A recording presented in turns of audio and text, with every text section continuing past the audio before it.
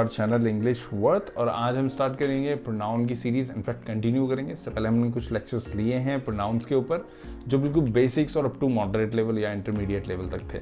अब स्टार्ट करेंगे rule number 9 up to 14 तक, जो कि एडवांस लेवल के हैं। इट मीन्स वो सबसे ज़्यादा कॉम्पिटेटिव एग्जाम्स में पूछे जाते हैं।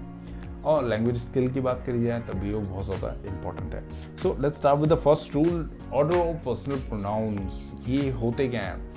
ऑर्डर पर्सनल प्रोनाउंस मैंने ऑलरेडी आपको समझा चुका है कि पर्सनल प्रोनाउंस क्या होते हैं। First person, second person, third person. First person में आपका आ गया आई, सेकंड पर्सन में यू, थर्ड पर्सन में ही she.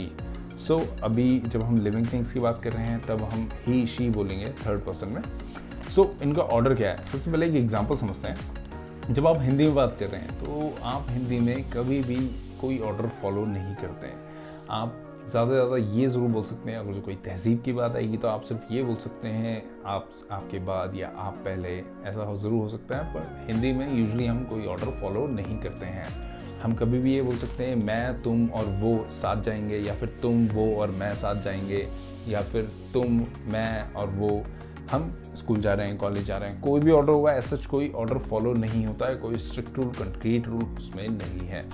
Where at the same time जब इंग्लिश की बात हो रही है तो उसमें एक स्ट्रिक्ट ऑर्डर है, स्ट्रिक्ट कंक्रीट रूल है आपका जो आपको फॉलो करना है, जिसमें आपके दो रूल्स आते हैं 2, 3, 1 और 1, 2, 3। उससे पहले रूल्स को समझने से पहले एक छोटी सी चीज़ है, सब्जेक्ट और ऑब्जेक्टिव केसेस।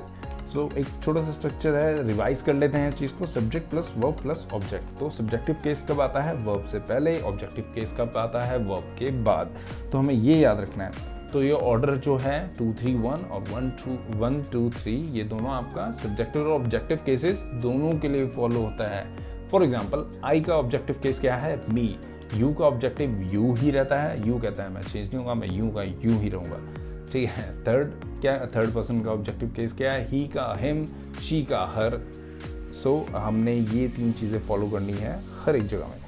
पहला रूल देखते हैं 2, 3, 1, 1, 2, 3 को बाद में देखेंगे।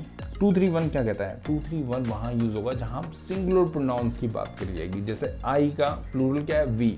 तो अभी हम सिंगुलर की बात कर रहे हैं आई की। यू का प्लूरल यू ही होता है। ही का, शी का प्लूरल दे होगा आपका, या देयर होगा जब भी बात करी जाएगी, जिस सेंस में, जिस कॉन्टेक्स्ट, संदर्भ में बात करी जाएगी। Now let's start with first one. Singular pronouns जब यूज होंगे तब हम यूज करेंगे 2, 3, 1, या फिर नॉर्मल सिचुएशंस में हम यूज करेंगे 2, 3, 1। सिंगुलर प्लस नॉर्मल सिचुएशन जब भी होगी तब यूज करेगा। 2, 3, 1, 2 मतलब सेकंड पर्सन, 3 मतलब थर्ड पर्सन, फर्स्ट मतलब आपका फर्स्ट पर्सन, 1 मतलब फर्स्ट पर्सन। तो हमेशा यही स्ट्रक्चर होता है। बहुत तहजीब से बात करी जाती है इंग्लिश में। हमेशा सेकंड या थर्ड पर्सन को पहले रखा जाता है और फर्स्ट पर्सन जो कह रहा होता है बात को वो सबसे लास्ट में आता है। अब समझ में आ गई बात? नाउ कलर कोडिंग करिए, उसमें जरूर ध्यान देना। Second person, third person, first person. Example देखते हैं जिसमें तीनों पर्सन इन्वॉल्व हैं। सो you, he and I shall go for the exam, shall study for the exam, shall go to the party, will go to the party. So क्या आया? Second person, third person, first person, तीनों involve हो गए। अब छोटी सी चीज, छोटा सा रूल 2, 3, 1 ये जब यूज होगा जब तीनों पर्सन इन्वॉल्व हैं आपके। क्या पता आपका सेकंड और थर्ड पर्सन इन्वॉल्व हो, क्या पता थर्ड और फर्स्ट हो, क्या पता सेकंड और फर्स्ट हो। सो वो देख लेते हैं वो कैसे होगा। वो भी ऐसे ही होगा। अगर आपका सेकंड और फर्स्ट इन्वॉल्व है तो सेकंड के बाद फर्स्ट आएगा। अगर जो आपका सेकंड और थर्ड इन्वॉल्व है तो सेकंड के बाद थर्ड आएगा। अगर जो आपका थर्ड और फर्स्ट इन्वॉल्व है तो थर्ड के बाद फर्स्ट आएगा। तो आपको फॉलो यही करना है। यही है, एरो से दिखाने की कोशिश करी थी। Now let's start with second examples, जो कि सही है गलत है ये हमें डिसाइड करना है। आई एंड यू आर रेडी। क्या इसमें कुछ एरर है? सुनने में लग रहा है बिल्कुल सही है। इनफैक्ट बहुत सारे लोग इसे यूज़ भी करते हैं। सोशल मीडिया में हर जगह ऐसे इस तरीके से सेंटेंसेस यूज़ भी होते हैं और उसमें कुछ करेक्शन हमें फील भी नहीं होता कि होगी। Now I and you are ready, या फिर I and you are playing games, या फिर जो भी आप यूज़ कर सकते हैं सेंटेंस। तो क्या इसमें स्ट्रक्चर फॉलो हो रहा है? इसमें फर्स्ट पर्सन पहले यूज़ हो रहा है, सेकंड पर्सन बाद में यूज़ हो रहा है। तो 1, 2, 3 तो हम यूज़ नहीं करते हैं कभी भी सिंगुलर के लिए। 1, 2, 3 हम कब यूज़ करेंगे? प्लूरल के लिए। तो यहाँ पे स्ट्रक्चर क्या आना चाहिए? You and I are ready. अब एक छोटा सा कंफ्यूजन आपको आ सकता है, जैसे आई एंड यू, हमने बोला कि you and I are ready. अब आप बोलोगे सर आई के साथ तो एम आना चाहिए, आई के साथ आर क्यों आ रहा है? तो बहुत इंपॉर्टेंट चीज़ है, जब आई एंड यू के बाद आर आएगा आपका तो वो आर सिर्फ फर्स्ट पर्सन के लिए यूज़ नहीं हो रहा है, वो आर यूज़ हो रहा है इन दोनों के लिए। सब्जेक्ट क्या है आपका यहाँ पे, प्लूरल है, इस वजह से I, you and I are ready आएगा। Now let's start with some more examples. अब यहाँ पे क्या आएगा आपका, I, you and he are good friends. तो क्या ये स्ट्रक्चर सही है, first person, second person, third person? तो हम तो ये स्ट्रक्चर यूज नहीं करते हैं सिंगुलर में। यहाँ पे क्या आएगा, you, he and I are good friends.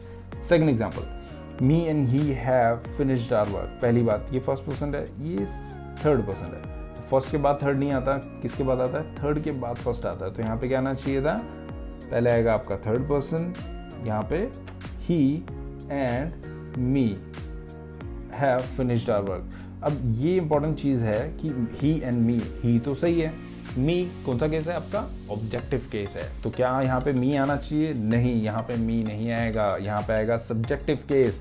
आप subject plus verb plus object करते हैं, तो यहाँ पे क्या आएगा, he and I have finished our work. एक और example, you and he have done a great job. तो इसमें क्या है, सेकंड और थर्ड पर्सन, तो ये बिल्कुल करेक्ट है। उसके बाद again, you, Mohan and I will watch movie tonight. अब यहाँ पे क्या है, एक आपका प्रॉपर नाउन यूज करा है, मोहन प्रॉपर नाउन हो गया ना, नाम लिया है हमने किसी का। You second person, Mohan third person, I first person, 2 3 1 बिल्कुल सही है, तो ये भी सही है। अब हम देखते हैं ऑब्जेक्टिव केसेस। जैसा कि मैंने पहली स्लाइड के पहले सेंटेंस पे कहा था, जो भी ऑर्डर होगा वो सब्जेक्टिव और ऑब्जेक्टिव केसेस के लिए इक्वली फॉलो होगा। ऑब्जेक्टिव केसेस देखते हैं, subject plus verb plus object, revision के लिए आपके लिए कि ऑब्जेक्टिव केसेस यहाँ पे यूज होंगे आपके। और ऑब्जेक्टिव क्या होगा, आई का मी हो जाता है, यू का यू ही रहता है, ही और शी का क्या होता है, हिम और हर। अब देखते हैं ये केस क्या कहता है, distribute these mangoes between you, him and मी। अभी देखते हैं, यू एंड मी वाला केस है अभी यहाँ पे, बिटवीन यू एंड मी। ये क्या आ गया आपका, सेकंड पर्सन और फर्स्ट पर्सन, बिल्कुल सही है। अगर यहाँ पे 3 होते, यहाँ पे अभी हमने 2 पर्सन यूज करे, यहाँ पे अगर जो 3 होते तो पहली बात, बिटवीन की जगह क्या रहता है, अमंग। बिटवीन 2 लोगों के लिए यूज होता है, एक छोटा सा ट्रिक बता दिया आपको, अमंग। अगर यहाँ पे 3 लोग यूज करते हैं हम, तो हम यहाँ पे कैसे करते हैं, to, you, him and me. तो आई गेस आपको ऑब्जेक्टिव केसेस के ये एग्जांपल भी समझ में आ गए होंगे। Let's start with second example. 1 second rule, 1 2 3 कहाँ पे यूज होता है, सिंगुलर के लिए जैसे रूल था 2 3 1, तो प्लूरल के लिए भी कोई रूल होगा। प्लूरल के लिए यही रूल है, हम हमेशा प्लूरल के लिए क्या यूज करेंगे, 1 2 3। उसके साथ कहाँ पे 1 2 3 यूज होगा, उसके साथ वहाँ पे यूज होगा जहाँ पे कोई गलत बात का जिक्र हो रहा हो। जस्ट लाइक कोई क्राइम कमिट हुआ हो, कोई मिस्टेक हुई हो, या कोई कन्फेशन हो कि ये काम गलत है और ये हमने किया है, या फिर कोई पनिशमेंट देनी हो या पनिशमेंट ले रहे हैं, तो वहाँ पे क्या यूज होगा आपका, 1 2 3 का रूल यूज होगा, जिसको बोलते हैं 123। और जब 231 की बारी आएगी 2 3 1, तो उसे बोलते हैं 231। इसको हिंदी में याद रखना बहुत आसान है, कंक्रीट याद हो जाएगा आपको, कभी आप भूलोगे नहीं। Plural pronouns, we, you and they will go to the party, बिल्कुल सही है। We first, second you, third they. We, you and they will take dinner at our house. मेरे घर में खाना खा रहे होंगे तो मेरे घर, आवर हाउस। तुम्हारे घर में खाना खा रहे होंगे तो योर हाउस। किसी थर्ड पर्सन के घर में खा रहे होंगे तो their house.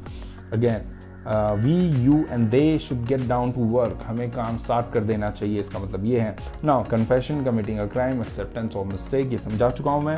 I, you and he will be punished for the crime. तुम्हें, उसे, सॉरी मुझे, तुम्हें और उसे क्या होगी, पनिशमेंट मिलेगी जो हमने क्राइम किया है। अगेन एक और sentence, I, you and he have made a mistake. 1 2 3 इसको समझाना बहुत आसान है, बहुत इजी रूल है। You and he have done this mischief. Mischief मतलब शरारती हरकतें। और आई गेस आपको रूल समझ में आ गए होंगे, 231 और 123। इसको इसी तरीके से याद करना बहुत ज़्यादा इंपॉर्टेंट है, ट्रिक है, उससे आसान कोई ट्रिक नहीं है। एक रूल नंबर 10 बहुत ज़्यादा इंपॉर्टेंट है, और ऐसा कोई एग्जाम नहीं है जिसमें ये नहीं पूछा जाता होगा। इनफैक्ट एसएससी, यूपीएससी में पूछा नहीं जाता, यूपीएससी के लिए आपको लैंग्वेज स्किल्स चाहिए होती है। बैंक्स ये ज़रूर पूछते हैं इस टॉपिक के ऊपर हमेशा क्वेश्चन। नाउ ये टॉपिक क्या कह रहा है, जब 1 और more singular nouns joined by and refer to मतलब 2 केसेस हैं आपके। अब ये कहना क्या चाह रहा है, पहले बहुत सिंपल लैंग्वेज में समझते हैं, फिर आगे बढ़ेंगे, है ना। तो यहाँ पे सबसे पहले क्या बोल रहा है ये कि एंड आपका एक कंजक्शन है, एंड सिंबल यूज़ करा है। इसने बोला एक या एक से ज़्यादा नाउन अगर आपके एंड से जुड़ते हैं। एंड क्या है आपका, कंजक्शन। एंड क्या करता है, कंजक्शन क्या करता है, 2 क्लॉजेज या 2 नाउन या 2 सब्जेक्ट्स को जोड़ता है। तो कौन कौन से केसेस पे आपके सामने आएंगे? पहला केस, जब आपका यहाँ पे जाहिर सी बात है नाउन है तो आर्टिकल हमेशा अपने साथ लेगा ही, ये रूल है आर्टिकल्स का, और नाउन का भी रूल है। तो यहाँ पे एक आपका आर्टिकल आ गया। आर्टिकल कितने टाइप के होते हैं? ए, एन, द, डेफिनेट और इनडेफिनेट आर्टिकल। जब आपका आर्टिकल यहाँ पे यूज होगा, उसके बाद नाउन आएगा एंड, और उसके बाद एक और नाउन है पर यहाँ पे आर्टिकल यूज नहीं हो रहा है, तो इसका मतलब ये होता है जो एंड के बाद दूसरा, जो नाउन के बाद आया है दूसरा नाउन, ये वाला नाउन, यहाँ पे आर्टिकल है, तो ये नाउन और ये नाउन सिमिलर है। इसका मतलब है कि वो एक ही नाउन है, वो दो डिफरेंट नाउन नहीं है। और जब वो केस होगा उससे हम बोलेंगे केस फर्स्ट, मतलब वो है सेम पर्सन। और जब भी उनके लिए प्रोनाउन यूज होगा, प्रोनाउन आपको ऑलरेडी बता चुका है, प्रोनाउन जब भी उनके लिए यूज होगा तो प्रोनाउन क्या होगा? हमेशा सिंगुलर यूज होगा। क्यों सिंगुलर? जब सेम पर्सन की बात हो रही है तो सिंगुलर यूज होगा और उनके लिए वर्ब भी सिंगुलर यूज होगा। सो एग्जाम्पल देखते हैं पहला, द चेयरमैन, कलर कोडिंग आप जरूर देखना। The chairman and owner of XYZ company has क्या हो गया आपका? सिंगुलर वर्ब आप यूज हो गया आपका, है ना। हैज प्रेजेंटेड या सबमिटेड हिज रिपोर्ट या फिर प्रेजेंटेशन या जो भी चीज़ है, उसके बाद हमें हमें सिंगुलर वर्ब और सिंगुलर प्रोनाउन के ऊपर फोकस करना है यहाँ पे। तो यहाँ पे हुआ क्या? यहाँ पे ये हुआ कि यहाँ पे आर्टिकल एक था, एंड के बाद हमने एक नाउन लिखा, एंड से पहले हमने एक नाउन लिखा, पर जो चेयरमैन है वही ओनर भी है उस कंपनी का। ये है इसका मतलब, जो चेयरमैन है वही ओनर है। तो यहाँ पे क्या होगा? हैज़। जाहिर सी बात है जब सिंगुलर पर्सन होता है तो क्या यूज़ करते हैं हम? हैज़ यूज़ करेंगे। और प्रोनाउन क्या यूज़ होगा हमारा? सिंगुलर प्रोनाउन यूज़ होगा। अब देखते हैं सेकंड केस, जो कि बहुत आसान है। इसमें आप कलर कोडिंग देखना। यहाँ पे क्या है? नाउन यूज़ करा है, यहाँ पे भी हमने नाउन यूज़ करा है। ये क्या है आपका? आर्टिकल। ये क्या है आपका? आर्टिकल। तो यहाँ पे क्या होगा? जब आपका इसके साथ एक आर्टिकल यूज़ हो रहा है, इसके साथ एक आर्टिकल यूज़ हो रहा है, तो आपका यहाँ पे प्लूरल वर्ब आएगा, प्लूरल वर्ब और प्लूरल प्रोनाउन। अब देखते हैं कि कहना क्या चाह रहा है। The chairman and the owner, इसका मतलब है जो ओनर है और चेयरमैन है वो दोनों अलग अलग हैं उस कंपनी के, और उन दोनों ने हैव सबमिटेड देयर रिपोर्ट। कुछ भी लिख सकते हैं हम यहाँ पे। तो आई गेस आपको ये समझ में आ गया होगा कहाँ पे प्लूरल केस आएगा, कहाँ पे सिंगुलर केस आएगा। अब एग्जांपल्स देखते हैं। ये जो लिखे हैं मैंने लाइन, ये सेम चीज़ है कि आर्टिकल, नाउन एंड आर्टिकल आएगा या नहीं आएगा, ये दो केसेस थे। सो ये ऑलरेडी मैंने आपको बता चुका है। एग्जाम्पल देखते हैं। The controller and auditor general. अब यहाँ पे देखिए आप, आर्टिकल, यहाँ पे क्या आपका नाउन, यहाँ पे है आपका कंजक्शन एंड, उसके बाद नाउन यहाँ पे है, नाउन यहाँ पे नहीं है। यहाँ पे क्या यूज़ करा हमने? Auditor general. ये अगेन है आपका एक नाउन है, बट आर्टिकल नहीं है। तो आर्टिकल नहीं है तो यहाँ पे क्या होगा? ये सेम पर्सन है, सेम अथॉरिटी या सेम डेजिग्नेशन है। इनफैक्ट इसको हम शॉर्ट फॉर्म में बोलते हैं CAG. Just for your information, ये कैग एक डेजिग्नेशन है इंडियन कॉन्स्टिट्यूशन में, सेक्शन आई गेस 148 में आती है ये। तो अब यहाँ पे आगे क्या कह रहा है? हैज़, यहाँ पे क्या आ गया आपका? Singular verb. Has submitted his, यहाँ पे अगेन आपका सिंगुलर प्रोनाउन आ गया आपका, है ना, हिज रिपोर्ट। अब एक और एग्जांपल देखते हैं। जस्ट इन केस कैग कोई डेजिग्नेशन नहीं होती, ऑल्दो मैंने सिर्फ समझाने के लिए ये इसको यूज़ किया है, जबकि कैग एक सिंगुलर पर्सन के लिए डेजिग्नेशन है। So the controller and the auditor general have submitted there report. मैंने समझाने के लिए किया है ये, बस आप ये समझ लेना। मैंने द आर्टिकल यूज करा है कंट्रोलर और ऑडिटर जनरल के बाद। इसका मतलब ये है जो कंट्रोलर है और द ऑडिटर जनरल है, ये दोनों अलग अलग हैं। सिर्फ समझाने के लिए किया है, ऐसी कोई डेजिग्नेशन है नहीं। अब देखते हैं कुछ और examples. The chairman and the managing director have submitted there report. बिल्कुल सही है, क्योंकि यहाँ पे आर्टिकल यूज हुआ है। तो जो चेयरमैन है तो मैनेजिंग डायरेक्टर है वो अलग अलग है। The manager and owner of the firm expressed his views on the demand of the workers. इसमें क्या है? बिल्कुल सही यूज हुआ है सिंगुलर प्रोनाउन। क्यों? क्योंकि जो मैनेजर है और जो ओनर है वो सेम है कंपनी का। अब दूसरा एग्जांपल देखते हैं। The manager and the owner of firm expressed their views on the demand of workers. तो इसमें क्या यूज हुआ है? जो मैनेजर है और ओनर है वो डिफरेंट है। The principal and the chairman have reached the school. Again यहाँ पे क्या यूज है? प्लूरल वर्ब यूज हुआ है यहाँ पे। प्रोनाउन यहाँ पे नहीं आया है, नहीं तो प्रोनाउन भी आपका प्लूरल यूज होता है, देयर यूज होता। है ना, तो यहाँ पे नहीं यूज हुआ है। अब लास्ट एग्जाम्पल देखते हैं, Delhi, the capital city and the beautiful city and capital of India is famous for its historical monuments. So यहाँ पे क्या यूज हुआ है, the beautiful city and capital of India is famous for its historical monuments. तो इसका मतलब क्या है, जो ब्यूटीफुल सिटी है वही कैपिटल है इंडिया का। इस केसेस में क्या होता है, एक छोटी सी चीज़ मैंने आपको बताना भूल गया, इसका मतलब ये होता है कि the beautiful city of India is famous. अगर जो हम इसको हटा देते हैं यहाँ पे, तो यहाँ पे क्या सेंटेंस होगा, the beautiful city of India is famous for it's, जो भी है सेंटेंस ऐसे यूज होगा। और अगर जो हम यहाँ पे इसके साथ यूज करेंगे, तो अगर जो हम इसको हटाएंगे तो ये इसके लिए यूज होगा, the capital city of India. So हमेशा जो सिंगल आर्टिकल यूज होता है वो दोनों के लिए यूज होता है, वो दोनों को रिप्रेजेंट करता है। इसका मतलब ये होता है। आई गेस ये वाला रूल आपको समझ में आ गया होगा, कॉम्प्लिकेटेड है पर बहुत ज़्यादा इंपॉर्टेंट है। अब ये देखते हैं डिस्ट्रीब्यूटिव प्रोनाउंस क्या होते हैं। रूल नंबर 11 है each, either, neither, none, any. पहले हम देखेंगे इनका नाम क्या है, फिर हम देखेंगे इनका काम क्या है। बहुत ज़्यादा इंपॉर्टेंट चीज़ है। ईच प्रत्येक, हर एक।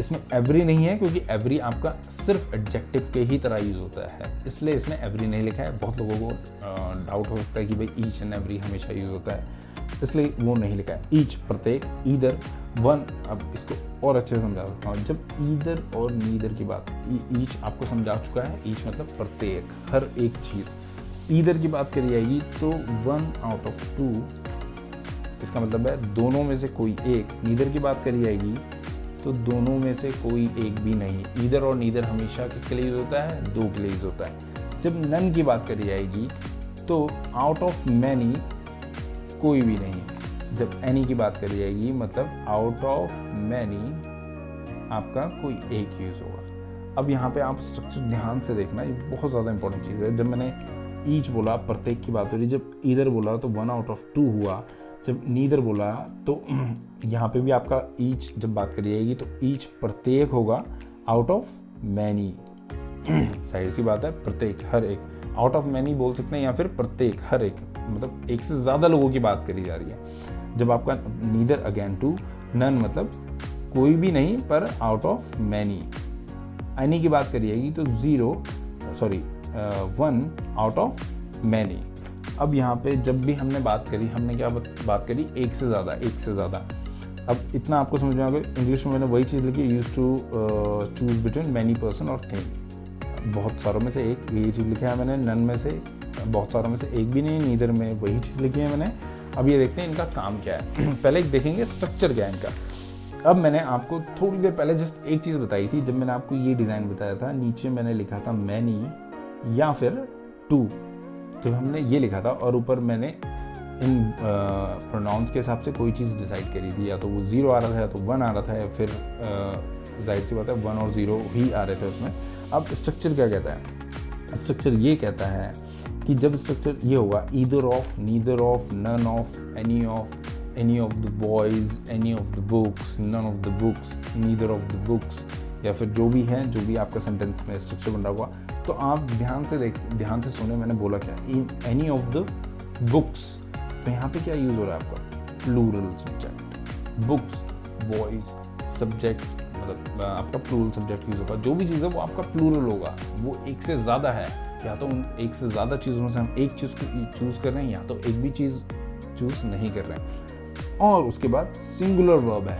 सिंगुलर वर्ब क्यों यूज हुआ है, अब ये देखते हैं। जब मैंने ये बोला कि 1 out of many है, तो ये मैनी क्या है, आपका प्लूरल सब्जेक्ट। जब मैंने बोला 1 out of many है या फिर 0 out of many है, तो या तो वो 1 होगा या तो वो 0 होगा। हमेशा 1 के लिए क्या यूज होगा, आपका सिंगुलर वर्ब यूज होगा।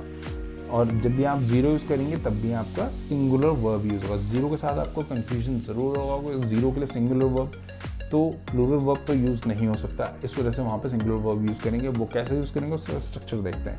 आई गेस अभी तक की सारी चीज़ें आपको बहुत अच्छे से समझ में आ गई, बिल्कुल लेमन टर्म में बताई थी। अब देखते हैं फॉर्मूलाज क्या कह रहे हैं। Either of his eyes, again plural subject आ गया, इज डिफेक्टिव, सिंगुलर वर्ब यहाँ पे आपका यूज हुआ है इज डिफेक्टिव। तो इसमें बोला क्या है, ईदर ऑफ हिज आईज, उसकी दोनों आईज में से कोई एक आईज खराब है। अब जो मैं ये बोलता neither of his eyes is defective, तो मैंने क्या बोला, उसकी दोनों आंखों में से कोई भी आंख खराब नहीं है।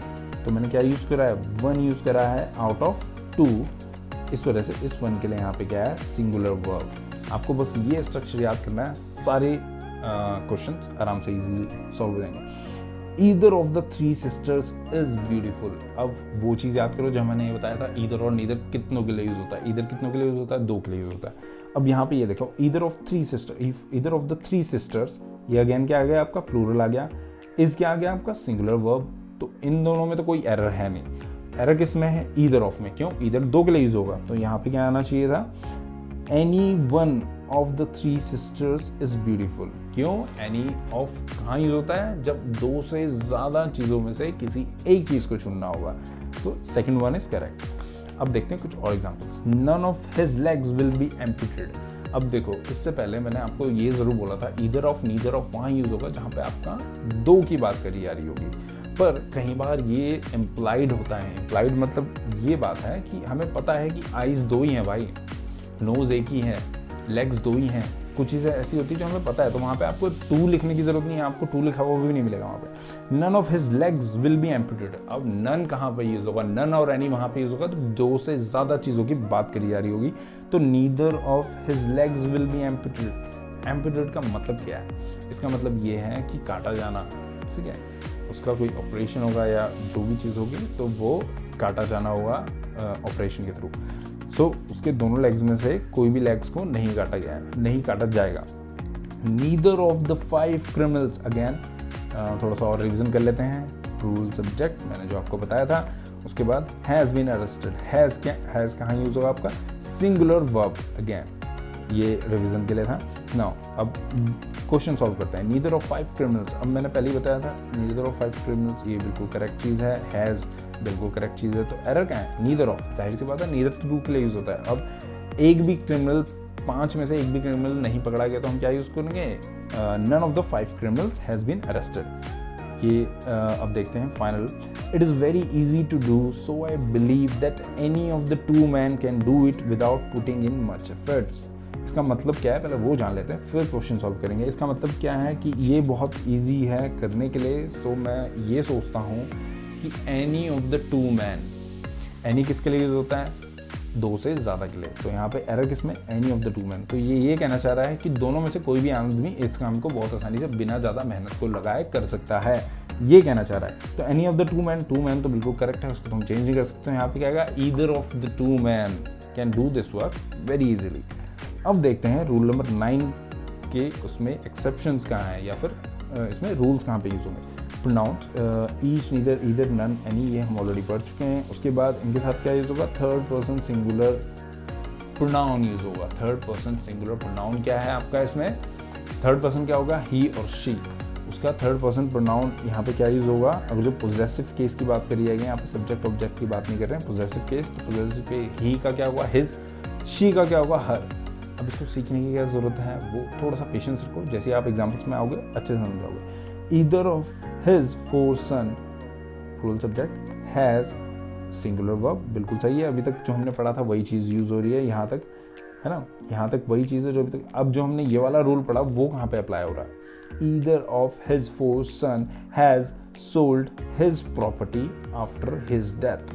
तो यहाँ पे क्या यूज कर रहा है हमने, जिस इंसान के बारे में हम बात कर रहे हैं वो थर्ड पर्सन है। जब भी पहला पर्सन बात करता है दूसरे पर्सन से, तो हमेशा तीसरे पर्सन की बारे में बात हो रही होती है। वो तीसरा पर्सन भी हो सकता है और नॉन लिविंग थिंग भी हो सकती है। तो अभी हमने क्या करा है, third person pronoun, possessive pronoun की बात करी है। हमेशा आपका third person possessive pronoun use होगा, his property after his death.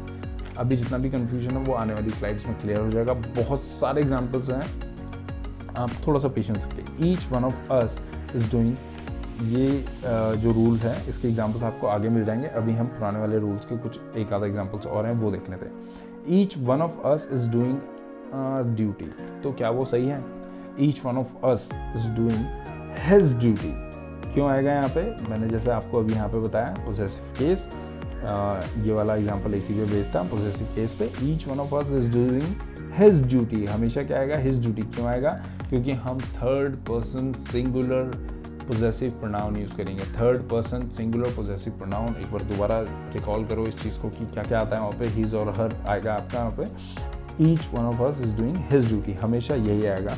और अब आपको अगर जो थोड़ा डाउट है कि यहाँ पे हिज ही क्यों आया और हर क्यों नहीं आया, तो जब भी आपका gender, just hold on second, जब भी आपका जेंडर मेंशन नहीं होगा जिस भी सेंटेंस में, जहाँ पे भी आप वहाँ पे कौन सा जेंडर यूज करोगे, मस्कुलाइन जेंडर, मतलब मेल, हिज, ही, जो भी इसके प्रोनाउंस है आप वो यूज करोगे। नाउ रूल नंबर 12, जो कि रूल नंबर 11 से बहुत ज़्यादा मिलता जुलता है, इसमें एक छोटा सा एक्सेप्शन है, वो एक्सेप्शन हम देखते हैं। जब भी आपका ईच एंड एवरी से सेंटेंस स्टार्ट हो और सब्जेक्ट एक सब्जेक्ट हो, उसके बाद अगेन ईच एंड एवरी हो, सब्जेक्ट सेकंड हो, तब आप सिंगुलर वर्ब और सिंगुलर प्रोनाउन यूज करोगे। इसका मतलब क्या है? इसका मतलब हम एग्जाम्पल से देखते हैं। Each boy and each teacher, इससे 11 वाले रूल नंबर को आप रिकॉल करना कि उसमें बोला गया था, is required to bring his luggage. यहाँ पे क्या है? His luggage. क्यों आया यहाँ पे? Third person singular possessive pronoun use करेंगे हम जब भी ईच एंड एवरी आएगा और वहाँ पे प्रोनाउन की जरूरत होगी। तो यहाँ पे क्या है आपका? His luggage. यहाँ पे अब ये देखो आप, each boy each teacher is required, यहाँ पे क्या है? Is required. अब ये पुराने वाले जो एंड वाला कंजक्शन वाला रूल था उससे अलग है, उसमें आर्टिकल और नाउन था, आर्टिकल और नाउन था तब प्लूरल आ रहा था, इसमें ईच एंड एवरी है, ईच एंड एवरी है, और यहाँ पे क्या आएगा आपका? Singular verb is required to bring his luggage. तो यहाँ पे third person plural possessive pronoun आया। एक और एग्जांपल देखते हैं। अब मैंने ये बोला था जब भी जेंडर नहीं आपका पता होगा, ईच बॉय जरूर है पर ईच टीचर, टीचर का आपको जेंडर नहीं पता, तो आप यहाँ पे क्या करेंगे? हिज यूज करेंगे। पर अगर जो आपको each boy and each girl went to her house, जब आपको जेंडर पता है कि एंड के बाद आपका मेल है या आपकी फीमेल है, तो आप क्या यूज करेंगे? यहाँ पे हमेशा आप सेकंड जो सब्जेक्ट है आपका, सेकंड सब्जेक्ट, उसका आप यहाँ पे जेंडर यूज करेंगे। तो आप क्या यूज करेंगे? Third person possessive pronoun, third person possessive pronoun आप हमेशा सेकंड सब्जेक्ट के बेसिस में उसको यूज करेंगे। आई गेस ये समझ में आएगा। कुछ और एग्जांपल्स देखते हैं। Every woman and every man has done his best in the exam. अब यहाँ पे देखो अगेन हिज बेस्ट आया। क्यों बेस्ट आया? क्योंकि यहाँ पे तो वुमेन भी यूज हो रही है, तब क्यों आपका यहाँ पे हिज आया? इससे जस्ट पहले मैंने आपको बताया था जो भी सेकंड सब्जेक्ट का जेंडर हुआ, सेकंड सब्जेक्ट जेंडर जो भी होगा उसके बेसिस में आप third person plural pronoun use करेंगे। एक और एग्जांपल देते हैं। Everyone was getting ready for his show. ये एग्जांपल मैंने इसलिए लिया है ताकि मैं आपको थर्ड एग्जांपल बहुत अच्छे से समझा सकूं और इस रूल को कंक्लूड कर सकूं। Everyone was getting ready for his show. अब मैंने यहाँ पे क्या कर रखा है? को जो भी हैं वो अपने शो के लिए रेडी हो रहे हैं। यहाँ पे अगेन आपका third person singular possessive pronoun use कर रहा है, मस्कुलाइन जेंडर। अब देखते हैं लास्ट वाला एग्जांपल क्या कहता है। Every one of the miss India contestants. अब यहाँ पे आप ध्यान देना, बोला क्या है? Miss India. मिस इंडिया कौन बन सकता है? जाहिर सी बात है लड़का तो नहीं बन सकता, मुझे तो नहीं लगता लड़का बनेगा। तो यहाँ पे क्या है? सुबह ये फीमेल्स की बात करी जाती है, मतलब फेमिनाइन जेंडर की बात करी जा रही है। तो यहाँ पे क्या आएगा? ऑब्वियसली बात है अगेन सिंगुलर आपका वर्ब यूज हुआ है, वर्ब हमेशा सिंगुलर यूज होगी।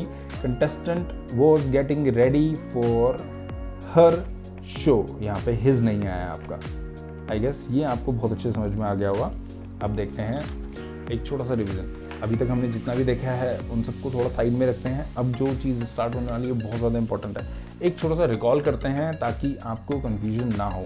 मैंने एक स्ट्रक्चर बताया था, subject plus verb plus object. अब सारी कहानी इसी के ऊपर बेसिस है। इसके बाद जितना भी हम पढ़ने वाले हैं सारा कुछ इस ऑब्जेक्ट के ऊपर बेसिस है। जब subject plus verb plus object होता है तो वो जो ऑब्जेक्ट है आपका, वो ऑब्जेक्ट किसका ऑब्जेक्ट है? वो वर्ब का ऑब्जेक्ट है। वो ऑब्जेक्ट दो टाइप के होते हैं। पहली बात, इसको पढ़ना क्यों ज़रूरी है वो आपको आगे पता चल जाएगा। थोड़ा पेशेंस रखो और कोशिश मैं ये करूँगा कि आपको इतना कंक्रीट तरीके से समझ में आए कि आप कोई भी बुक खोलो तो आपको सिर्फ एग्जाम्पल देखने की जरूरत हो, कॉन्सेप्ट आपको पहले से बहुत अच्छे से पता हो। So subject plus verb plus object. तो यहाँ पे जो आपका ऑब्जेक्ट है वो ऑब्जेक्ट किसका है? वर्ब का ऑब्जेक्ट है। ऑब्जेक्ट दो टाइप के होते हैं, एक ऑब्जेक्ट होगा आपका वर्ब का, एक ऑब्जेक्ट आपका वर्ब का नहीं होगा।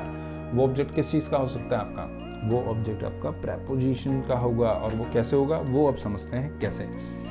जब भी एक नाउन या प्रोनाउन एक वर्ब के डायरेक्ट बाद में आता है, जस्ट लाइक दिस वन, वो ऑब्जेक्ट होगा उस वर्ब का ऑब्जेक्ट, क्रिया का ऑब्जेक्ट होगा।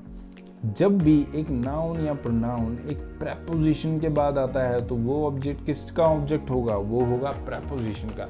अब आप बोलोगे सर आज तक तो हमने इतने ऑब्जेक्ट सब्जेक्ट के केसेस पढ़े, आज तक हमने ऐसा कहीं नहीं पढ़ा। इनफैक्ट मैंने खुद ने अपनी खुद की 2 लेक्चर्स में ऑब्जेक्ट ऑफ प्रेपोजिशन नहीं पढ़ाया था। वो इसलिए नहीं पढ़ाया था, वो कॉम्प्लिकेटेड चीज़ है। अब आपको बहुत अच्छे से समझ में आएगा जहाँ पे इसकी ज़रूरत है। वर्ब प्लस ऑब्जेक्ट, जब भी आपका वर्ब प्लस ऑब्जेक्ट होता है, ऑब्जेक्टिव केस जो भी होता है, जब भी आपका वर्ब के बाद ऑब्जेक्ट आएगा, वो ऑब्जेक्ट से आप 2 क्वेश्चन पूछ सकते हो, व्हाट या फिर होम। होम मतलब किसके लिए, और व्हाट मतलब क्या, किसको। अब ये देखते हैं कि मैं बोलना क्या चाह रहा हूँ। I enjoyed the party last night. I enjoyed the party, enjoyed क्या है आपका verb, the party. Last night आपका एडवर्ब है, एडवर्ब ऑफ टाइम, ये बता रहा है कि मैंने लास्ट नाइट एंजॉय करा था। द पार्टी, तो वर्ब के बाद जैसी कोई भी चीज़ आई है वो क्या है, नाउन आया, ये तो आर्टिकल है, आर्टिकल हमेशा नाउन के साथ आएगा। तो the party, I enjoyed what, आप पूछ सकते हैं कि मैंने क्या और किसो क्या एंजॉय करा, मैंने पार्टी एंजॉय करी। तो यहाँ पे क्या पूछ सकते हैं आप, व्हाट क्वेश्चन पूछ सकते हैं। अगेन अब मैं देखता हूँ कि प्रेपोजिशन के साथ आपके जो ऑब्जेक्ट है वो कैसे यूज होते हैं। सेकंड एग्जांपल देखते हैं। आई एंजॉयड, इसको एक सेकंड के लिए इसको हटा देते हैं। I enjoyed in the party, तो यहाँ पे इन क्या है, इन है प्रेपोजिशन। अब थोड़ा सा एक हल्का सा बोलेंगे नॉलेज, प्रेपोजिशंस अभी तक नहीं पढ़ाई है, तो प्रेपोजिशंस कौन से हो सकती हैं आपकी, जो भी आप जहाँ पे भी आप ये स्ट्रक्चर देखें, in, on, into, to, after, between, ये कुछ वर्ड्स हैं जो बहुत ज़्यादा यूज होते हैं, बहुत वाइडली। या फिर टू देखें आप, ये जितने भी वर्ड्स के बाद अगर जो आप कोई ऑब्जेक्ट देखें, ऑब्जेक्ट मतलब कोई नाउन या प्रोनाउन देखें या नाउन फ्रेज देखें, तो वो क्या होगा, वो प्रेपोजिशन के बाद आने वाला ऑब्जेक्ट होगा। तो ये स्ट्रक्चर प्रेपोजिशन के होंगे, हमेशा इस चीज़ को आप याद रखना। अब ये देखते हैं, I enjoyed in the party. अब ये तो आपका प्रेपोजिशन हो गया, तो ये ऑब्जेक्ट क्या हो गया आपका, ये ऑब्जेक्ट तो आपका प्रेपोजिशन का ऑब्जेक्ट हो गया। तो वर्ब के बाद ऑब्जेक्ट कौन सा है, वर्ब के बाद कोई ऑब्जेक्ट नहीं है, इस वजह से हमने माई सेल्फ लगाया है यहाँ पे वर्ब, और ये आ गया वर्ब का ऑब्जेक्ट। और यहाँ पे आप ये आपका क्या आएगा, प्रेपोजिशन, प्रेपोजिशन का ऑब्जेक्ट। ये जितना भी कंफ्यूजन लग रहा है आपको सब क्लियर हो जाएगा। अभी इसको बस आप इतना ध्यान रखना है प्रेपोजिशन के बाद वाला ऑब्जेक्ट कैसा दिखता है। ही जम्प्ड, वर्ब हो गया आपका, जंप इनटू द वेल। अब ये इनटू क्या है आपका, जाहिर सी बात है ये आपका प्रेपोजिशन है। प्रेपोजिशन के बाद क्या है, द पूल। द पूल क्या होगा, ऑब्जेक्ट होगा, जाहिर सी बात है ऑब्जेक्ट ही रहेगा, पर ऑब्जेक्ट किसका हो जाएगा यहाँ पे, आपका प्रेपोजिशन का ऑब्जेक्ट हो जाएगा। अब देखते हैं कि मैंने एक्चुअल में बोला क्या है, मेरा मतलब क्या है और वो यूज़ कहाँ पे होगा। थोड़ा सा पेशेंस रखो, बस आप ये समझो कि मैं आपको जो पढ़ा रहा हूँ वो स्ट्रक्चर कैसा दिख रहा है। अब हमेशा याद रखना, वर्ब 2 टाइप की वर्ब होंगी, एक होगी आपकी ट्रांजिटिव वर्ब, एक होगी आपकी इंट्रांजिटिव वर्ब। जो आपकी ट्रांजिटिव वर्ब होगी ये होगी आपकी इंट्रांजिटिव वर्ब। अब आपका हम सबसे पहले देखेंगे ट्रांजिटिव वर्ब क्या होगी आपकी। ट्रांजिटिव वर्ब वो होगी जो मैंने अभी जस्ट थोड़ी देर पहले बताया था, सब्जेक्ट प्लस ऑब्जेक्ट। हमेशा उस वर्ब के बाद एक ऑब्जेक्ट आएगा, वो ऑब्जेक्ट उस वर्ब का होगा, और subject plus verb plus object का एक छोटा सा स्ट्रक्चर है। वो स्ट्रक्चर ये है कि सब्जेक्ट जो भी चीज़ करता है, जो एक्शन करता है, वो एक्शन कौन रिसीव करेगा, वो ऑब्जेक्ट रिसीव करेगा आपका।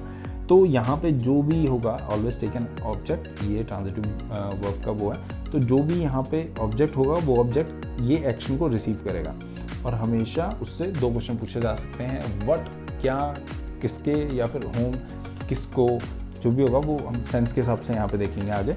अब देखते हैं, he kicked the ball. He kicked what, उसने क्या किक किया, उसने बॉल को लात मारी, ball, he kicked the ball. हम क्वेश्चन पूछ सकते हैं, he kicked what. She killed him. She killed home, उसने किसको मारा, किसे मारा उसने, तो शी किल्ड हिम। हिम कोई प्रोनाउन है, हिम कोई लड़का होगा। तो 2 क्वेश्चन आप पूछ सकते हैं ट्रांजिटिव वर्ब में। अब देखते हैं इंट्रांजिटिव वर्ब क्या है। इंट्रांजिटिव वर्ब वो वर्ब्स है जिनका कोई ऑब्जेक्ट नहीं होता, मतलब वहाँ पे या तो प्रेपोजिशन होगा या फिर आपका ऑब्जेक्ट नहीं होगा। तो वहाँ पे क्या यूज करेंगे हम, इंट्रांजिटिव वर्ब। इसको, इस टर्म को हम बोलते हैं intransitive verb. Thus doesn't reply to the question of what and whom. What and whom के जो क्वेश्चन है वो अप्लाई नहीं होता इसमें। पहला एग्जाम्पल देखते हैं, I am going to London. I am going to London, तो यहाँ पे क्या यूज करा मैंने, टू क्या है यहाँ पे प्रेपोजिशन है, लंडन क्या है ऑब्जेक्ट ऑफ प्रेपोजिशन है। अब इस पर क्वेश्चन पूछते हैं व्हाट और whom। तो I am going to what, शायद कोई सेंस नहीं बनता इसमें, तुम क्या चाह रहे हो, ऐसा तो नहीं होता। I am going to home, मैं किसो जा रहा हूँ, तो ये भी कोई सेंटेंस नहीं होता, हंसी आएगी इसमें, जाहिर सी बात है। नाउ सेकंड एग्जांपल देखते हैं, सोफिया स्पीक्स लाउडली। तो लाउडली क्या है, लाउडली तो पहली बात आपका एडवर्ब है, इसमें तो ऑब्जेक्ट ही नहीं है आपका।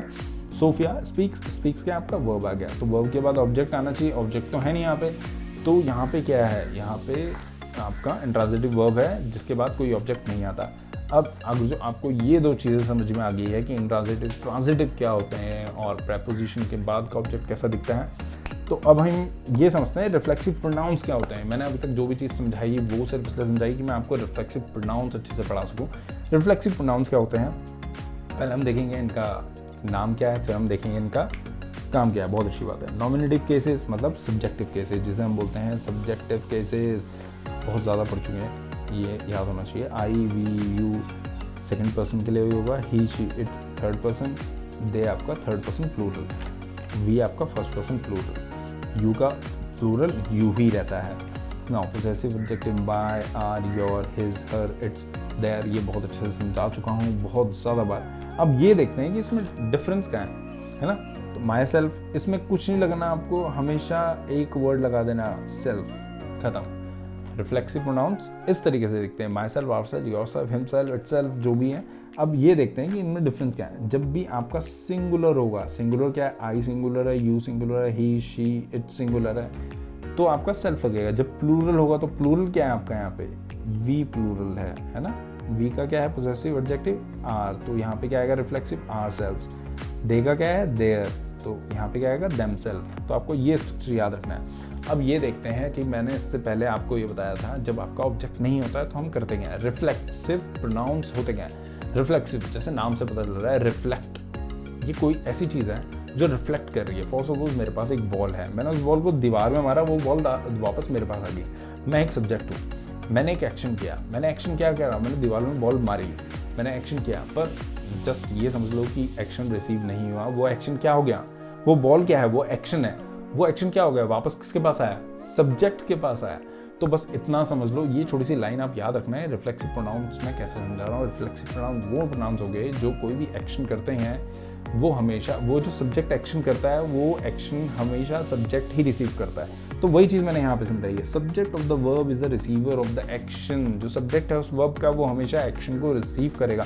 अब ये समझाता हूँ, मैंने बोला क्या, ही किक्ड द बॉल, उसने बॉल पे लात मारी। अब ये समझ लो कि यहाँ से मैंने सब्जेक्ट को हटा दिया, शी किल्ड हिम, मैंने यहाँ से हिम को भी हटा दिया, हिम ऑब्जेक्ट था ना, he kicked, she kicked, she killed, तो यहाँ पे क्या ऑब्जेक्ट नहीं है, तो यहाँ क्या सेंटेंस पूरा है, ये सेंटेंस पूरा नहीं है। ही किक्ड व्हाट, हमें पता ही नहीं ना, शी किल्ड हूम, हमें पता ही नहीं, तो ये वर्ब है आपका, ट्रांजिटिव वर्ब है, हमें पता होना चाहिए कि उसने क्या किया। अब अगर जो मैं ये बोलूँ कि ही किक्ड व्हाट, ही जो सब्जेक्ट है उसने खुद एक्शन रिसीव करा, तो वो खुद एक्शन कैसे रिसीव करेगा, ही शी किक्ड हरसेल्फ, उसने खुद को ही लात मारी, उसने जो एक्शन किया उसने खुद रिसीव किया। ही किक्ड हिमसेल्फ, अगेन उसने खुद को लात मारी, या ही किल्ड हिमसेल्फ, तो इस तरीके से उसने खुद को, वो जो एक्शन था खुद रिसीव करा। हालांकि ऐसे कोई ऐसे सेंटेंसेस आप नहीं पढ़ोगे कहीं पे भी, बट स्टिल मैं सिर्फ समझाने के लिए बहुत ईजी सेंटेंसेस ले रहा हूँ। अब ये देखते हैं, I enjoyed the party last night, again verb, क्या आपका ऑब्जेक्ट है, क्या आपका adverb of frequency, adverb of time है। तो यहाँ पे क्या समझाया मैंने, सब्जेक्ट वर्ब प्लस ऑब्जेक्ट, तो ये सिंपल सेंटेंस है आपका। पर इसके साथ हम कुछ एग्जांपल्स देखते हैं।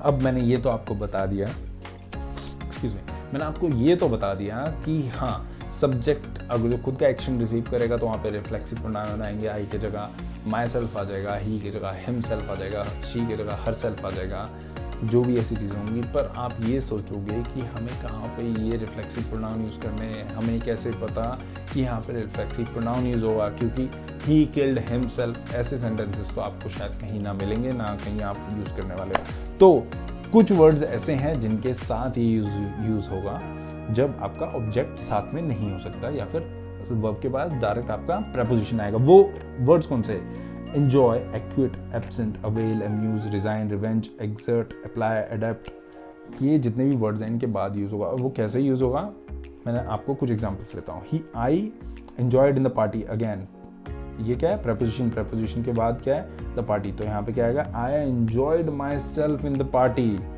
ये बिल्कुल सही है। He introduces the topic to the DM, ये बिल्कुल सही है, वर्ब के बाद आपका ऑब्जेक्ट आ गया टू द डीएम, डीएम को उसने एक टॉपिक है जो इंट्रोड्यूस किया। सेकंड देखते हैं, ही इंट्रोड्यूसेस टू द डीएम, अब उसने इंट्रोड्यूस क्या किया है हमें नहीं पता, तो हम क्या बोलेंगे, he introduces himself to the DM. तो ये कुछ एग्जाम्पल्स है, आई होप आपको समझ में आ गए होंगे। एक और एग्जाम्पल देखते हैं, the minister acquitted himself very easily from the court last month. अब यहाँ पे अगर जो मैं यहाँ से मैं हिमसेल्फ हटा दूँ तो यहाँ पे क्या आएगा, पहली बात तो वेरी इजीली आपका एडवर्ब हो गया, फ्रॉम क्या है आपका प्रेपोजिशन, तो द कोर्ट क्या होगा object of preposition, last month आपका एडवर्ब है, टाइम आ रहा है ना आपका यहाँ पे, तो आप ये मत समझना कि एडवर्ब बहुत डिफिकल्ट हो रहा है समझ में, आप बस ये देखो ये टाइम की बात हो रही है, यहाँ पे ऑब्जेक्ट द कोर्ट है जो कि प्रेपोजिशन का ऑब्जेक्ट, तो हमें यहाँ पे क्या चाहिए, द मिनिस्टर एक्यूटेड व्हाट, यहाँ पे तो हमें ये चाहिए ना द एक्यूटेड होम, तो उसने क्या करा, उसने खुद को ही एक्यूट करा, एक्यूट मतलब बाइज्जत बरी होना वहाँ से। They availed of the discount, the discount किसका है, ऑब्जेक्ट ऑफ प्रेपोजिशन, जो ऑफ है उसका प्रेपोजिशन उसका ऑब्जेक्ट है, सो दे अवेल्ड व्हाट, उन्होंने क्या करा, अवेल मतलब टेक एडवांटेज ऑफ समथिंग, सो उन्होंने किस चीज़ का एडवांटेज लिया, मतलब किसको एडवांटेज दिया उन्होंने, तो उन्होंने खुद को एडवांटेज दिया, themselves of the discount. She absented from the college last week, from again आपका प्रपोजिशन है, द कॉलेज ऑब्जेक्ट है आपका, तो उसने क्या किया, वो कहाँ से एब्सेंट हुई, तो किसको एब्सेंट किया या फिर कहाँ से गोली मारते ना, she absented herself from the college last week, again last example, she और he resigned himself to the failure, again यहाँ पे टू है आपका प्रेपोजिशन, तो आपको बस ये याद रखना है जब भी प्रेपोजिशन है, प्रेपोजिशन से पहले अगर जो वो वर्ड्स हैं जो मैंने आपको 10 से 12 वर्ड्स पढ़ाए थे, एंजॉय, अवेंज, हिमसेल्फ, जो भी वर्ड्स है आपके, एक्विट, अवेल, रिजाइन, रिवेंज, तो जो भी वर्ड्स आएंगे आपके, इनके साथ आपको क्या यूज़ करना है, रिफ्लेक्सिव प्रोनाउन, जब आपका ऑब्जेक्ट जो है वो वर्ब का ऑब्जेक्ट नहीं होगा।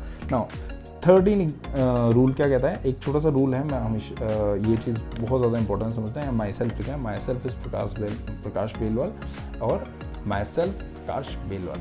अच्छा, सबसे इंपॉर्टेंट चीज़ अभी मैंने आपको बताया कि माई सेल्फ, पहली चीज़, एक छोटी सी चीज़ अब बहुत इंपॉर्टेंट है, जो लोग नवाब बनते हैं ना, आई मीन मैं उनकी बात नहीं कर रहा हूँ जो ऑलरेडी नवाब होते हैं घर से, उनकी बात नहीं कर रहा हूँ, जो लोग नवाब बनते हैं, आई मीन कुछ लोग ऐसे भी होंगे जो आपकी क्लास में या कॉलेज में स्कूल में ऐसा ज़रूर बोलते हैं माई सेल्फ दिस, तो हमेशा याद रखना कभी भी माई सेल्फ कोई भी रिफ्लेक्सिव प्रोनाउंस आपका सब्जेक्टिव केस की तरह यूज़ नहीं होगा, सब्जेक्ट की तरह यूज़ नहीं होगा, कोई भी सेंटेंस माई सेल्फ या किसी भी रिफ्लेक्सिव प्रोनाउन से स्टार्ट नहीं हो सकता, तो ये चीज़ आपको बता दी है, तो आई गेस ये जो 4 टॉपिक्स हैं बहुत आसानी से क्लियर हो जाएंगे।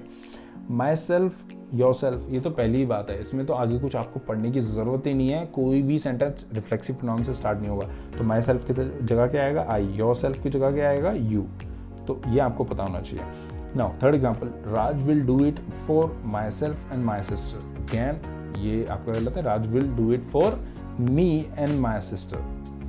Last question, John and I were present on the site, again myself नहीं आ सकता, सब्जेक्टिव केसेस में ये ऑलरेडी आपको बता चुका है, सब्जेक्टिव केसेस वहाँ पे क्या यूज़ होता है, third person and first person use हुआ था यहाँ पे, तो 3, 2, 3, 1 होता है ना, तो 3 और 1 यूज़ हुआ था और सब्जेक्टिव केसेस में यूज़ हुआ था, तो यहाँ पे आपका ही, शी या किसी का नाम, और यहाँ पे क्या आएगा, आई, मी भी नहीं आएगा वहाँ पे, माई सेल्फ भी नहीं आ सकता।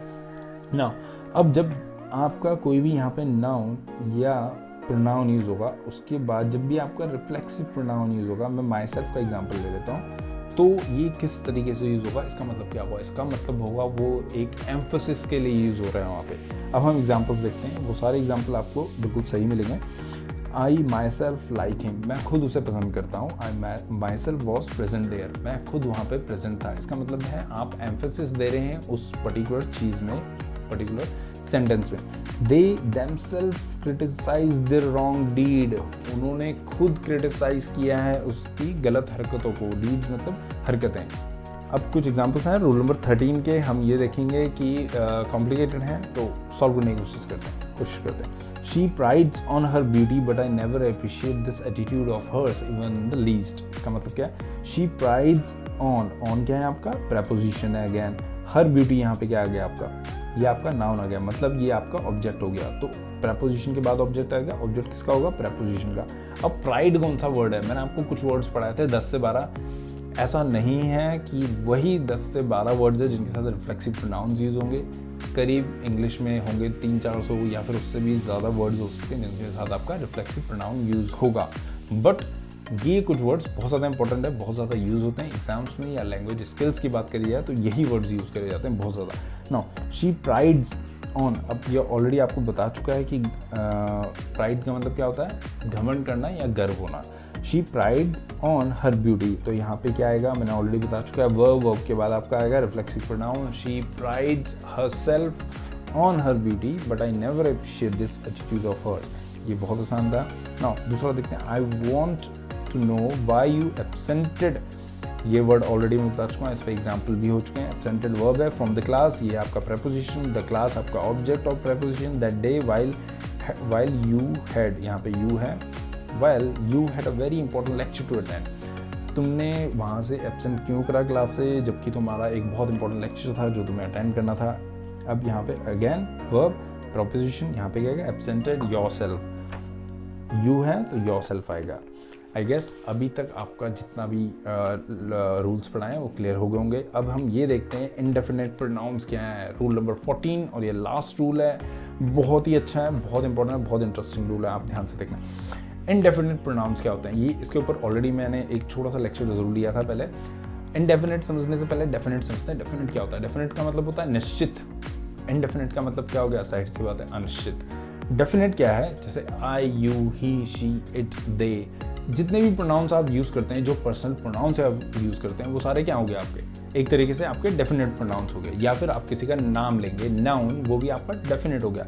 मतलब क्या है, जैसे मैं एग्जांपल देता हूँ, I should go to the party, you should go to the party, या फिर we should go to the party, या he, she should go to school, या they are going to school. तो हम क्या है यहाँ पे डेफिनेट है। डेफिनेट मतलब क्या है, हमें पता है, जब मैं बोलूँगा I should go to the party, मैं बात कर रहा हूँ खुद की। जब मैं बोलूँगा you should go to the party, मैं बात कर रहा हूँ तुम्हारी। जब मैं किसी और की बात करूँगा तो मैं या तो उसका नाम लूँगा, या तो मैं पर्सनल प्रोनाउन यूज़ करूँगा, तब वो क्या होगा, definite.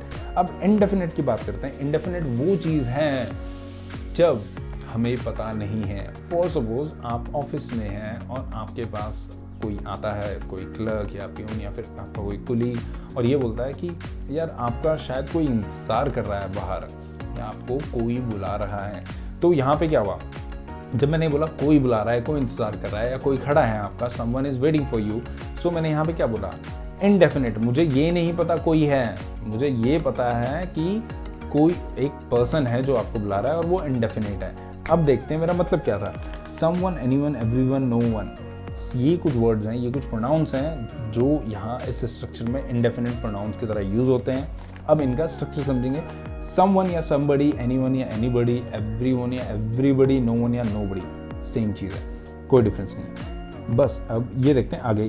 When a pronoun refers to a person और a thing in a general वे, मतलब जब हम जनरल वे में बताते हैं, हम पर्टिकुलर नहीं है, हम सर्टेन नहीं है, हम निश्चित नहीं है, तब हम क्या यूज़ करेंगे, हमेशा इंडेफिनिट प्रोनाउंस यूज़ करेंगे। अब वो यूज़ कैसे करेंगे वो देखते हैं। पहले हमने नाम जान लिया, अब ये समझते हैं इनका स्ट्रक्चर क्या है, फिर हम कुछ एग्जांपल्स देखेंगे, मतलब काम जानेंगे उनका काम क्या है। नाउ अब इनके 5 रूल है। अब सबसे इंपॉर्टेंट चीज़, छोटी सी चीज़ ध्यान रखना, एक रिकॉल करना।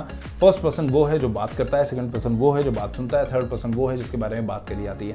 अब मैंने जब ये बोला कि आपका कोलीग आपके पास आया और उसने बोला कोई वेट कर रहा है, तो वो जो इंसान था कोई, वो कौन था, समवन, एवरीवन, नो वन, ये इन चारों में से कोई एक था वो, ठीक है।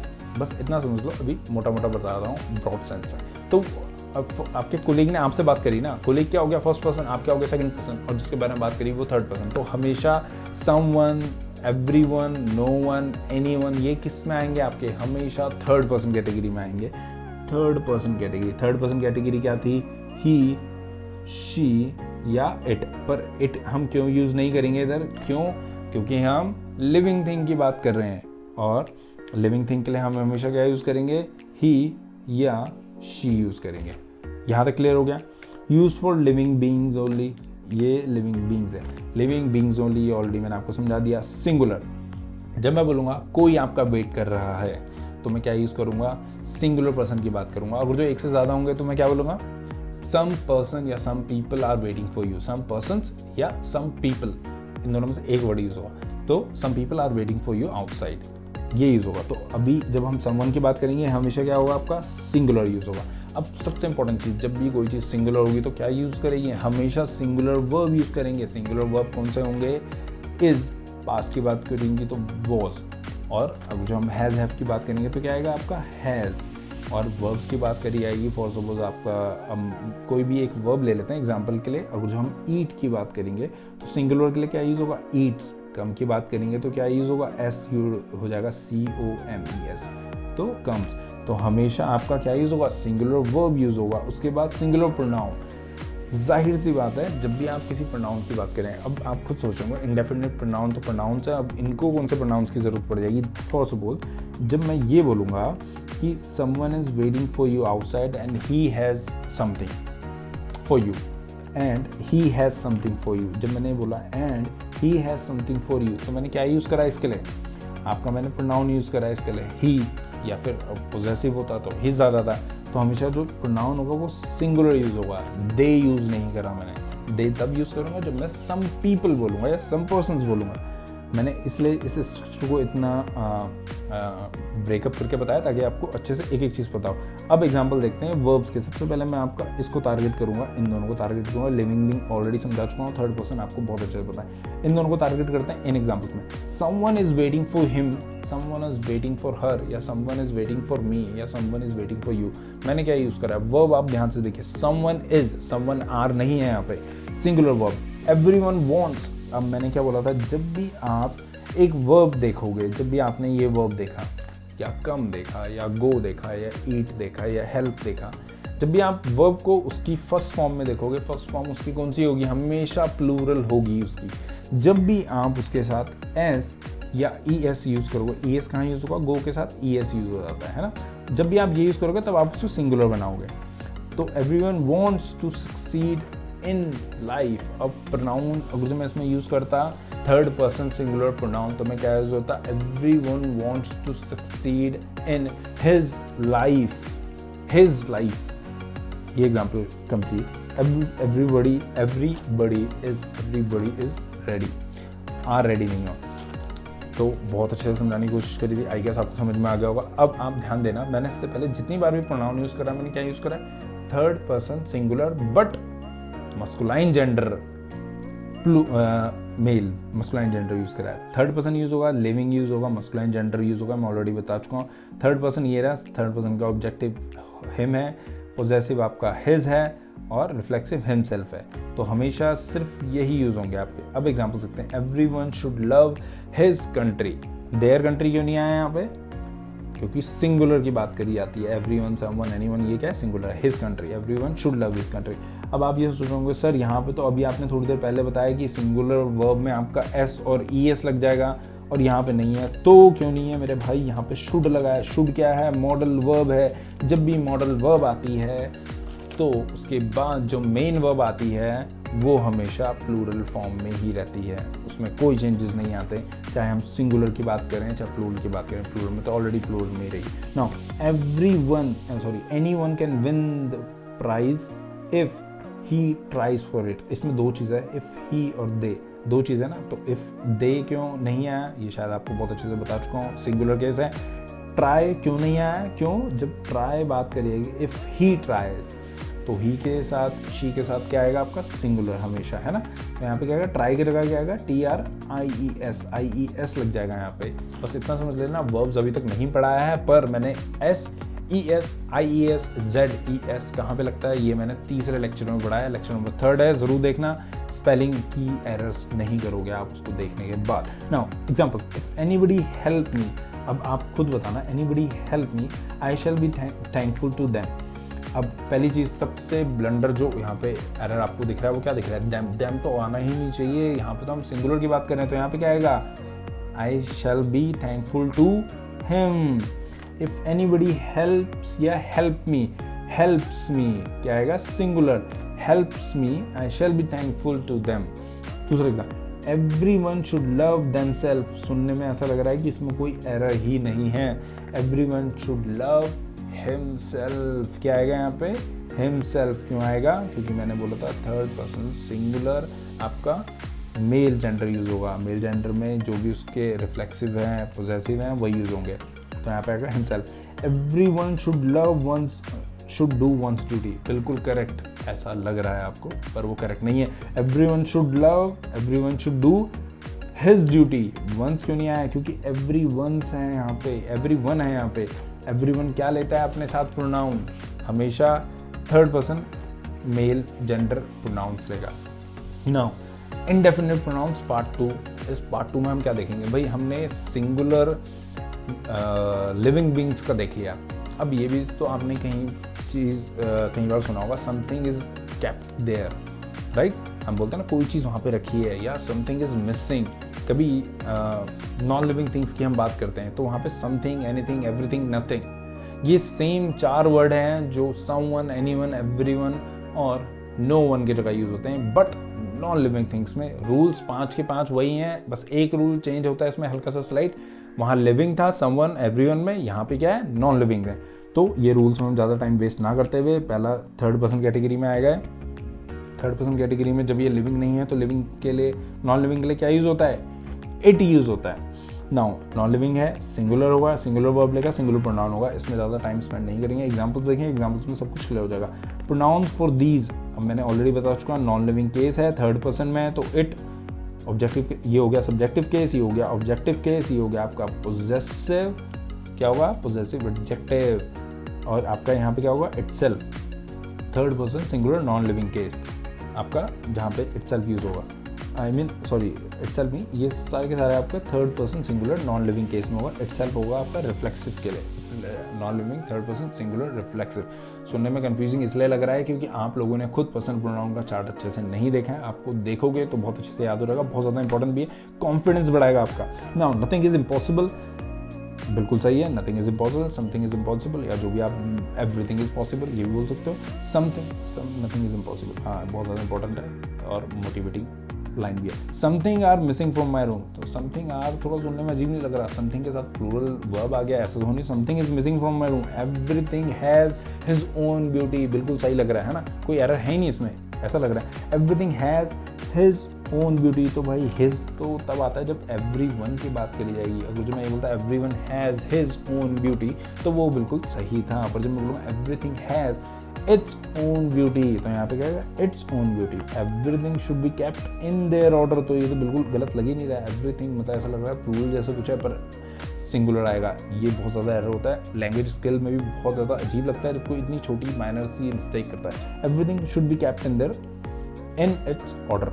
नाउ अब देखते हैं थर्ड चीज़। ऐसे थोड़ी देर पहले हमने एक क्वेश्चन पढ़ा था, एक एग्जाम्पल पढ़ा था, everyone should do one's duty, तो वहाँ पे क्या आया था? Everyone should do his duty, क्योंकि एवरीवन क्या लेता है अपने साथ? थर्ड पर्सन मस्कुलाइन जेंडर का प्रोनाउन लेता है। बट लास्ट में हमने क्या देखा था? वंस ड्यूटी लिखा हुआ था, वंस ड्यूटी गलत था। अब ये देखते हैं कि वंस कहाँ पे आ सकता है। भाई ऐसा भी तो हो सकता है, कुछ सेंटेंसेस ऐसे भी होंगे जहाँ पे आपका जेंडर ही मेंशन नहीं होगा, या जेंडर को मेंशन करना थोड़ा सा मुश्किल हो सकता है। अब देखते हैं कहाँ पे, यहाँ पे वन लिखा है मैंने, वन सब्जेक्ट की तरह यूज होगा, वन ही ऑब्जेक्ट की तरह यूज होगा, जस्ट लाइक इट यूज करा था हमने। वंस पोजेसिव है और वन सेल्फ क्या है इसका? रिफ्लेक्सिव है। यहाँ पे लिखा है सब्जेक्ट ऑब्जेक्ट पोजेसिव और रिफ्लेक्सिव की तरह यूज होगा। व्हेन लिविंग और non living is not mention in the sentence, in a sentence. तो अब एग्जांपल देखते हैं। पहला, one should love his country, वाह कितना अच्छा लग रहा है, बिल्कुल सही, कोई एरर ही नहीं है इसमें। अब मैंने क्या बोला था? वन हमेशा जो भी है वो अपने प्रोनाउंस लेगा, तो वन का प्रोनाउन क्या है भाई? वन सी तो है। हिज क्या है? हिज आपका वो पोजेसिव है, थर्ड पर्सन पोजेसिव केस है, तो पोजेसिव की जगह वन की जगह क्या आएगा? Possessive, one's country. और एक ट्रिक बताता हूँ, वन जब भी सेंटेंस में आएगा वो हमेशा अपने आप को रिपीट करेगा। वन ऑलवेज रिपीट इटसेल्फ जब भी सेंटेंस में आएगा, तो ये हमेशा याद रखना। यहाँ पे क्या आएगा आपका? One's country always. नाउ कुछ एग्जांपल्स देख लेते हैं। If one work hard he is sure to succeed in life. अब यहाँ पे देखो मैंने क्या बोला था? वन जब भी सेंटेंस में आएगा और दोबारा प्रोनाउन की जरूरत पड़ेगी तो सिर्फ वन के ही प्रोनाउंस यूज होंगे। तो वन की जगह ही क्या है? सब्जेक्टिव केस, तो वन का सब्जेक्टिव केस क्या है? वन, तो यहाँ पे क्या आएगा? One is sure to succeed in life, बिल्कुल सही है। अब इसमें कुछ और एरर है, क्यों? क्योंकि ये सारे के सारे क्या यूज होते हैं? सिंगुलर यूज होते हैं। तो सिंगुलर के साथ क्या यूज होगा? सिंगुलर वर्ब यूज होगी आपकी। सिंगुलर वर्ब यूज होगी तो वर्ब के साथ क्या आ जाएगा आपका? वर्ब के साथ क्या आ जाएगा? वर्क्स, एस लग जाएगा आपका। वन शुड लव हिमसेल्फ, अब अगेन हिमसेल्फ क्या है, रिफ्लेक्सिव है, थर्ड पर्सन मस्कुलाइन जेंडर का रिफ्लेक्सिव है, पर हमें रिफ्लेक्सिव किसका यूज करना है, वन का यूज करना है, तो यहाँ पे क्या आएगा, one self, one should do his duty sincerely. Again मैंने क्या बोला, जो भी प्रोनाउन आएगा वो हमेशा वन का आएगा। हिज क्या है, पोजेसिव आपका ऑब्जेक्टिव यूज हो रहा है, यहाँ पे क्या है, one should do one's duty sincerely, one should keep once promise, बिल्कुल ठीक है। सो अभी तक आई गेस किसी को इश्यूज नहीं आने चाहिए। एक लास्ट एग्जाम्पल देख लेते हैं, कुछ एग्जाम्पल्स, ये तीनों मिक्स्ड एग्जाम्पल्स हैं तीनों के। अब इसको बहुत जल्दी सॉल्व करेंगे बिना ज़्यादा टाइम स्पेंड करे। एवरीवन, याद करो, एवरीवन, समवन, नो वन, किसमें आता था आपका, जब ये आपका थर्ड पर्सन मस्कुलाइन जेंडर के प्रोनाउंस लेता था और ये सिंगल कैटेगरी में आता था। अब दोनों चीज़ों को याद रखना, सिंगुलर और third person masculine gender. Everyone should love their, अब सीधी बात है, पहला ही वर्ड देख के बिल्कुल काट दो इसको, देयर तो आना नहीं चाहिए। Everyone should love his countryman without taking the colour, creed and dogma into their consideration. Their क्या है, अगेन आपका क्या है, गलत आ रहा है यहाँ पे, देयर नहीं आएगा, सिंगुलर आएगा आपका, तो क्या आएगा, हिज कंसिडरेशन। कलर क्या है आपका, रंग, श्वेत, आश्वेत, बहुत ज़्यादा वर्ड सुना हुआ हमने। क्रीड, और क्रीड क्या आपका, रिलीजन, रिलीजियस चीज़ें। डॉगमा क्या आपका, बिलीव्स या प्रिंसिपल्स, किसी भी धर्म को या किसी भी चीज़ को अपनाने के, देखने के। Now it has finally downed upon her that one should never compromise with his dignity, integrity and self respect। dignity, इज्जत, integrity, सच्चाई, इंसान की self respect, इज्जत, ये तीनों वर्ड लगभग सेम है। now it has finally dawned upon her that one should never compromise with his dignity। one should never compromise one's dignity। यहाँ पे पोजेसिव केस है, वन हमेशा क्या लेगा, खुद के प्रोनाउन लेगा, वन के प्रोनाउन, तो यहाँ पे आएगा पोजेसिव का वंस डिग्निटी। एवरीथिंग, यहाँ पे देखो एवरीथिंग आ गया। मैं तीसरा एग्जांपल ले रहा हूँ तीसरे टॉपिक का। Everything was in their proper place wasn't it, said one of the guest who came to congratulate him. तो यहाँ पे क्या है, everything was in their proper place, in their proper place. Again plural use हुआ है, plural कभी use नहीं होता इसके साथ, तो यहाँ पे क्या आएगा आपका, सिंगुलर आएगा। Everything was in its proper place use होगा। So rule number 14 complete. इसके बाद के रूल्स नेक्स्ट लेक्चर में होंगे और हम प्रोनाउंस को पूरा कंक्लूड कर देंगे। तब तक के लिए बाय बाय।